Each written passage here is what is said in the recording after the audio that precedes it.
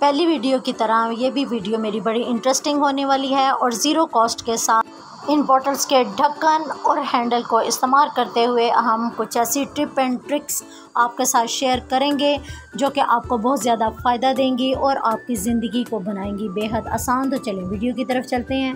बिस्मिल्लाहिर्रहमानिर्रहीम। अस्सलाम वालेकुम। इब्तिसाम क्रिएटिव पावर में आपको खुशामदीद है। Welcome to my channel.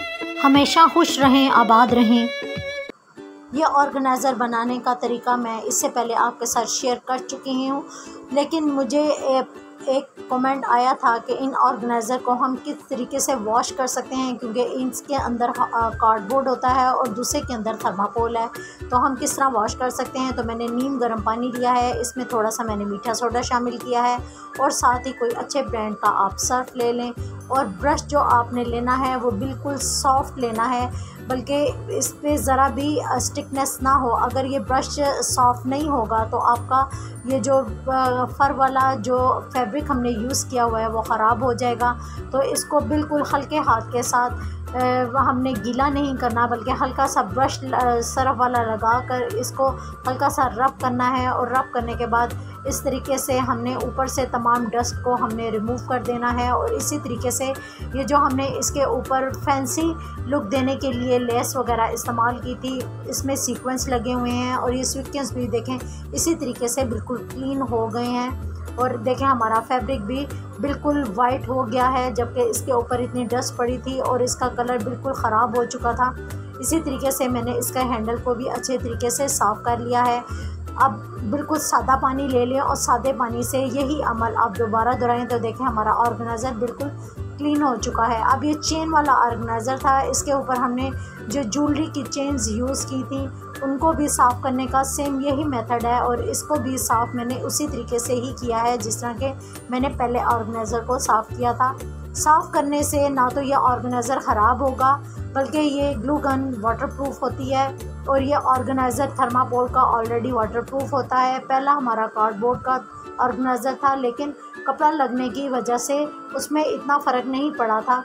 इसी तरीके से ही आप अपने सोफ़ा के कुशन्स, सोफ़ा वगैरह साफ़ कर सकते हैं। इसीलिए मैंने आपके सामने कुशन रखा है कि मैं इसको भी इसी तरीके से ही सेम तरीके से साफ़ कर रही हूँ।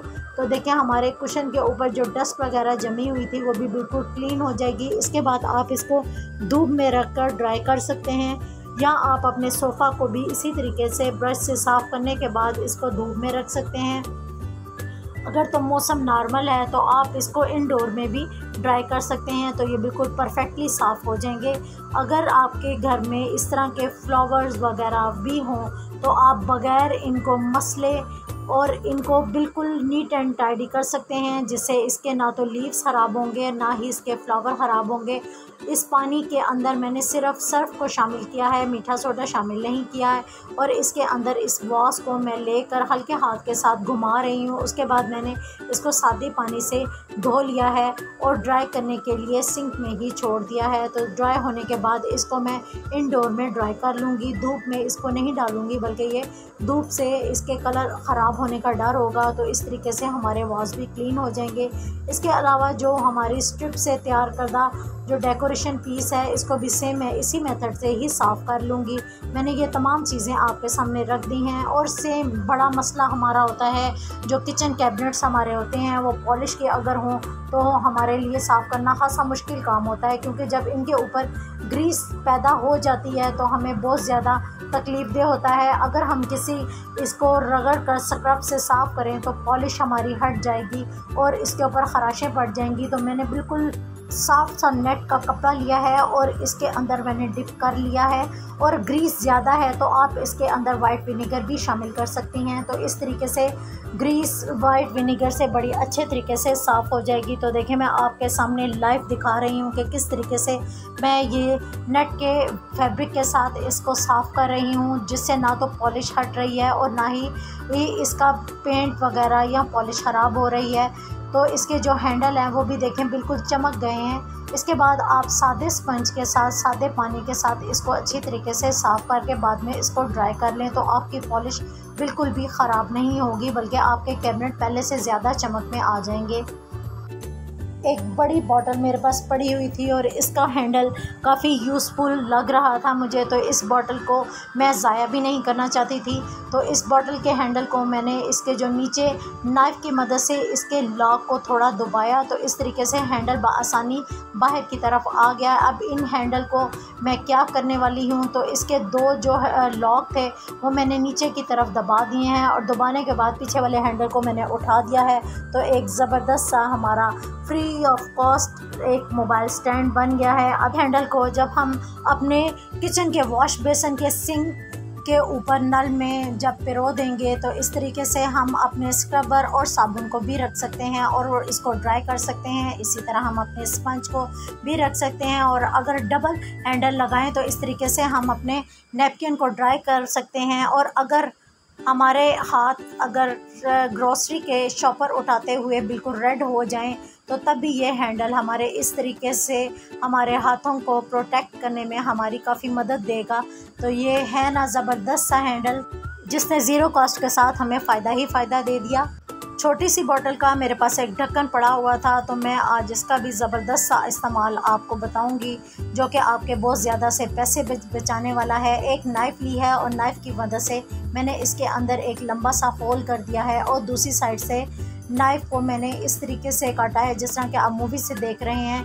तो कट लगाते हुए इसको सेंटर से मैंने काट दिया है और इसको शार्पनेस को ख़त्म करने के लिए मैंने ब्लेड का इस्तेमाल किया है और इसको ब्लेड से बिल्कुल स्मूथ कर लिया है। तो देखें, दोनों साइड से मैंने इसको काट कर बिल्कुल स्मूथ कर लिया है कि आपके हाथ से अगर टच भी होगा तो ये आपका हाथ को ज़ख्मी नहीं करेगा। चार्जर हमारा टूट चुका है और इसकी पिन यहाँ से क्रैक हो गई है और हम जब भी इसको अपने मोबाइल पर लगाते हैं तो क्या होता है कि तार खींचने की वजह से हमारा चार्जर ख़राब होने का ज़्यादा डर है। तो इसके अंदर मैंने अपनी पिन को फिट कर लिया है और तार को पीछे से इस कैप के होल में मैंने फंसा लिया है। अब जो अंदर का जो पार्ट था वो मैंने मुकम्मल ग्लू गन से फिल कर लिया है। एक स्ट्रॉ लिया है और स्ट्रॉ को मैंने थोड़ा सा कट करके इसको दरमियान से भी कट करके बिल्कुल सीधा कर लिया है और अपोजिट डायरेक्शन में फोल्ड करते हुए बिल्कुल सीधा कर लिया है और सीधे स्ट्रॉ को मैंने इसके ऊपर ग्लू गन की मदद से ही पेस्ट कर दिया है। उल्टा करने से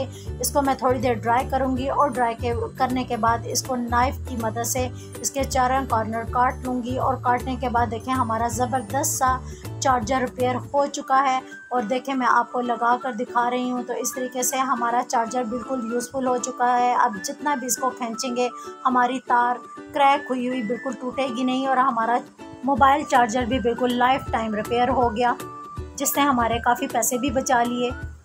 शार्पनर मेरे पास पड़ा हुआ है, तो बच्चों को क्या होता है कि जब हम पेंसिल वगैरह शार्प करने का कहते हैं तो क्या करते हैं कि वो कचरा इधर उधर फेंक कर इतना मेस फैला देते हैं। तो आज मैंने एक मेडिसिन की डिब्बी ली है, आप कोई भी डिब्बी वगैरह ले सकती हैं और नाइफ़ की मदद से इसमें एक मैंने होल कर दिया है और होल मेरे शार्पनर के होल के बराबर ही है। इसको मैंने ग्लू गन लगा दिया है और ग्लू गन लगाने के बाद इस होल के अंदर शार्पनर के होल को बिल्कुल फिट करके मैंने बिल्कुल ड्राई कर दिया है। ड्राई करने के बाद हमारी डिब्बी के अंदर ये बिल्कुल परफेक्टली फिट हो जाएगा और इस तरीके से डिब्बी को बंद कर दिया है। और पेंसिल को जब हम इसके अंदर शार्प करेंगे तो क्या होगा कि हमारा कचरा इसके अंदर ही रहेगा और पेंसिल भी आसानी शार्प हो जाएगी। इस तरीके से बच्चों को ये आप बना कर दें, जिससे ये होगा कि एक तो उनको सफाई की आदत पड़ेगी और दूसरा इधर उधर मैस भी नहीं बिखरेगा।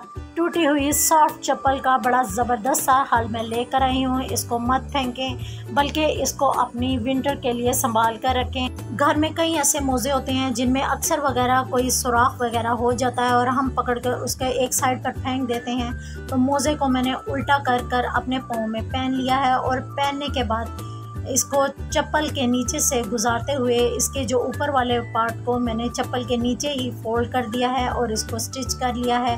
तो ये एक हमारे लिए सर्दियों का ज़बरदस्त सा वूल का स्लीपर तैयार हो गया है, जो कि आपके सर्दियों में आपके पाँव को ठंडक से बचाएगा और आपको हीट देगा। तो ये ज़बरदस्त सी टिप आपके लिए बहुत ज़्यादा फ़ायदेमंद होगी। तो मेरे साथ इन वीडियो में कायम रहिएगा, दुआ में ज़रूर याद रखिएगा और अपना प्यार इसी तरह निछावर कीजिएगा। मेरे चैनल को लाइक शेयर और सब्सक्राइब कीजिएगा। अल्लाह हाफिज़।